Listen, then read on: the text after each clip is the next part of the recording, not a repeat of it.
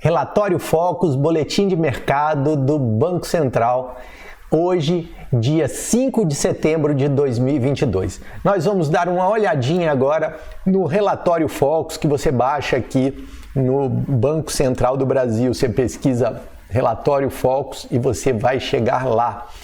Nós vamos dar uma olhada nos principais números aqui desse relatório que a gente acompanha semanalmente. E quais são esses números? A gente vai dar uma olhada na expectativa de inflação, na expectativa do produto interno bruto, do câmbio e da taxa Selic. Então esses aqui são os indicadores que nós vamos acompanhar para ver como é que eles se comportaram aí com relação às expectativas do mercado. Começando aqui pelo IPCA, que é a taxa de inflação para o final desse ano, o mercado, pela 10ª semana consecutiva, ele aponta para baixo na expectativa desse indicador. Então, a expectativa é que a inflação termine o ano em 6,61%. Então, de 1º de janeiro a 31 de dezembro, a variação de preços marcando aí 6,61%. Isso aqui, eu sempre lembro aqui, a gente sempre conversa sobre isso, tem muito a ver com a questão dos impostos sobre combustíveis, e agora nós estamos vendo um movimento também de redução dos preços de algumas commodities internacionais, em especial o petróleo, e nessa movimentação de preços a Petrobras retorna isso, quer dizer, ela reduz esse preço, o que também afeta em termos de preço dos combustíveis. Uma outra informação que a gente costuma olhar é o PIB, né, o Produto Interno Bruto, que está aí com mais também a 10ª semana de expectativa de aumento, com uma projeção de 2,26 para o crescimento este ano. Aqui a gente tem vários fatores, mas que também são vários fatores atuando. A gente vai falar um pouquinho só sobre a situação lá fora, tá? Então, câmbio, nós temos aqui o câmbio de a expectativa de uma taxa de câmbio de 5,2, então R$ 5,20 de real para comprar $1, também aqui para o final do ano, certo? Isso aqui, essa expectativa de câmbio é para o encerramento de 31 de dezembro de 2022. E agora a Selic, a querida Selic aqui, que remunera a turma da renda fixa, né? E que também serve de parâmetro para os investimentos. Então aqui nós estamos com 13,75 de expectativa, com a manutenção por 11 semanas desse índice. Aqui tem alguns pontos que é bom deixar claro. Primeiro ponto é que, como eu falei, tanto a taxa Selic tanto a renda fixa quanto a renda variável, elas sofrem o impacto da taxa de juros. Por quê? Porque no caso da renda variável, você em geral, para calcular o valor dos ativos no dia de hoje, você usa a técnica de calcular o valor presente. E calcular o valor presente é o quê? É tirar juros que estão inseridos em recebimentos futuros. E esse tirar juros, quanto mais altos são os juros, quanto mais você tira, né? Então, se os juros são mais altos, o valor dos ativos diminui. No caso da renda fixa, isso aí é óbvio, porque a remuneração em geral é fixada com base na taxa de juros, é fixada com base na taxa de juros em vigor. Então, se essa taxa está subindo, você tem um efeito na remuneração dos títulos de renda fixa. E aí, se você gosta desse conteúdo e ainda não tem inscrição no canal, aproveite, faça sua inscrição e também deixe um comentário aqui para que esse vídeo seja entendido pelo YouTube como um vídeo relevante e ele apresente para mais pessoas, tá ok? Bom, então vamos lá, vamos continuar a ver os números aqui. Então, se a gente olha agora como é que estão as perspectivas para o ano que vem, e aí você pode falar assim, poxa, mas por que eu vou olhar para o ano que vem? Mal ou bem, os caras estão fazendo essas estimativas e elas, em geral, elas não chegam a ser consideradas, e aí eu respondo o seguinte, que essas expectativas, essas projeções aqui, elas são consideradas sim, mesmo as mais para frente, na tomada de decisões e no cálculo de preço de várias coisas, mais uma vez, inclusive a renda variável e a renda fixa. Então, se eu tenho uma expectativa aqui, por exemplo, de uma inflação menor para o ano que vem, que aqui já está pela terceira semana seguida de queda, né? Essa inflação menor para o ano que vem, ela tende a gerar taxas de juros pré-fixadas mais baixas e também gerar uma expectativa de retorno com outros investimentos melhor, como é o caso que a gente tem acompanhado aí, os fundos imobiliários subiram bastante de valor porque são um misto ali, eles estão no meio do caminho entre renda fixa e renda variável, mas eles têm lá, obviamente eles são renda variável, mas assim, é o primeiro passo que as pessoas em geral dão ao sair da renda fixa para procurar outros investimentos. Na renda variável ela costuma passar, fazer um estágiozinho aí pelos fundos imobiliários. Bom, aqui a expectativa de crescimento para o ano que vem de 0,47. Aqui nós temos a expectativa para a cotação do câmbio, né? Então em 5,20 para o ano que vem. E aqui eu vi uma subidazinha para a expectativa da taxa Selic, né? A expectativa da taxa Selic, eu vi uma subidazinha e isso aqui talvez traga algum tipo de movimento mais digamos assim, reativo do mercado. Por quê? Porque na realidade você teve uma projeção de crescimento maior da inflação, embora esse que a gente esteja apresentando aqui seja menor, né? Como eu falei, está a terceira semana de queda, essa projeção de inflação que está indo para baixo, ela veio de um aumento.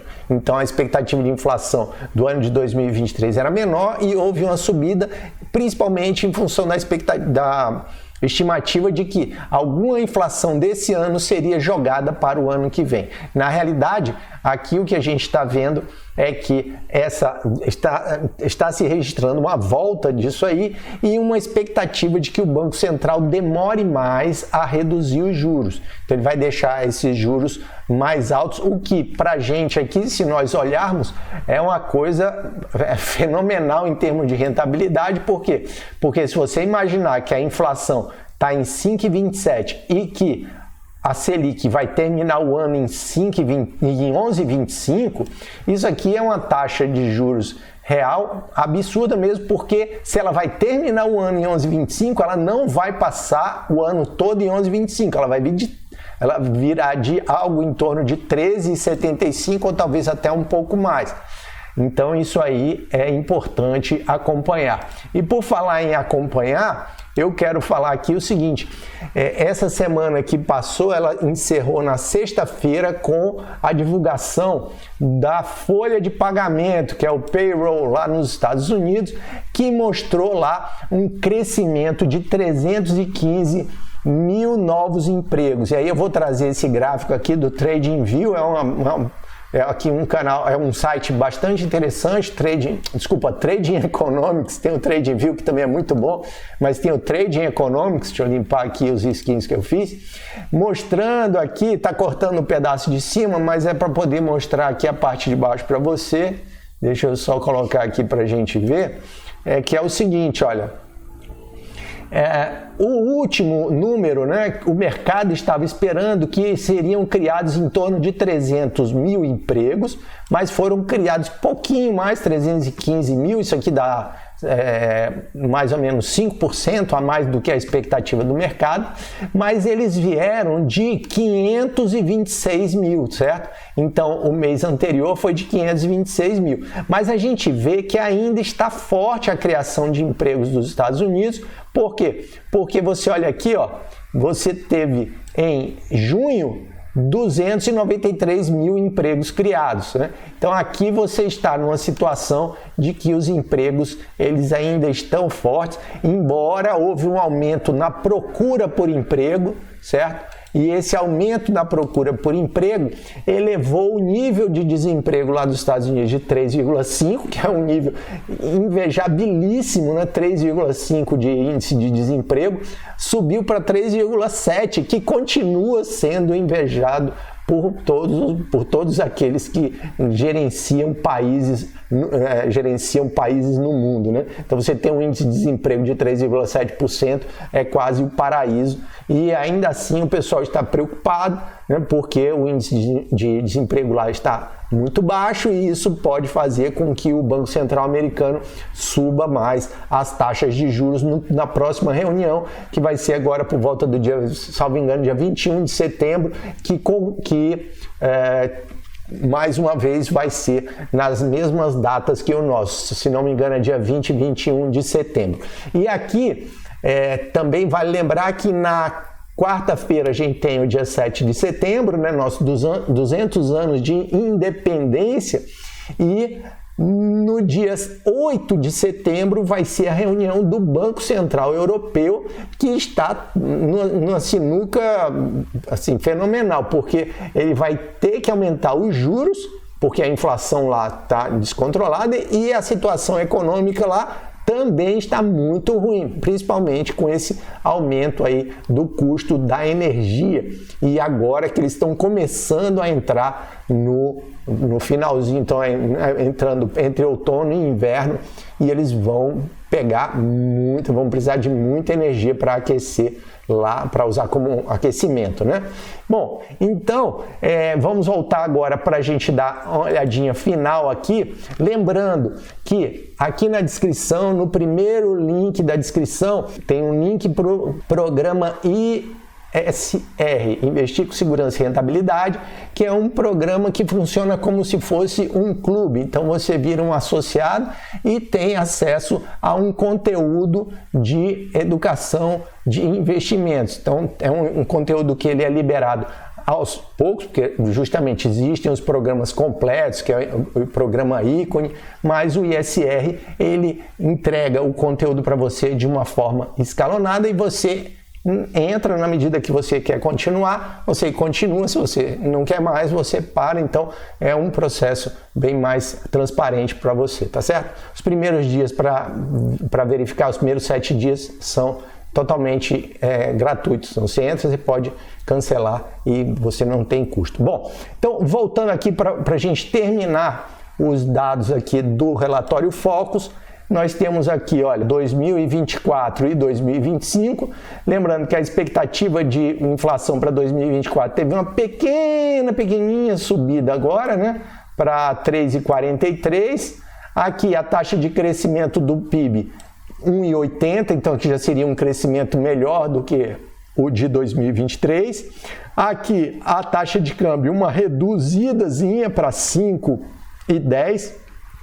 Muito provavelmente também por uma taxa de juros muito alta puxada do ano anterior, né? Que 2003 nós estaríamos ainda com a taxa de Selic em 2 dígitos e a expectativa de chegar a 1 dígito no final do ano, na realidade um pouco a expectativa de chegar a 1 dígito antes, né? Mas terminar o ano com 1 dígito a 8%.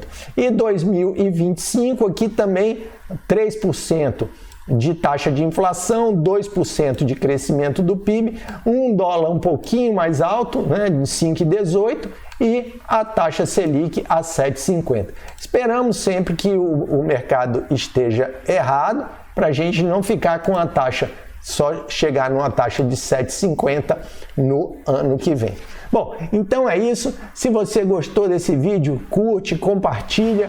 Se não tem inscrição no canal, inscreva-se. Lembre-se, se você chegou até aqui, deixa um comentáriozinho, nem que seja bom dia, boa tarde ou boa noite, que é para esse vídeo chegar a mais gente, tá bom? Então, valeu, a gente se encontra no próximo vídeo. Até lá!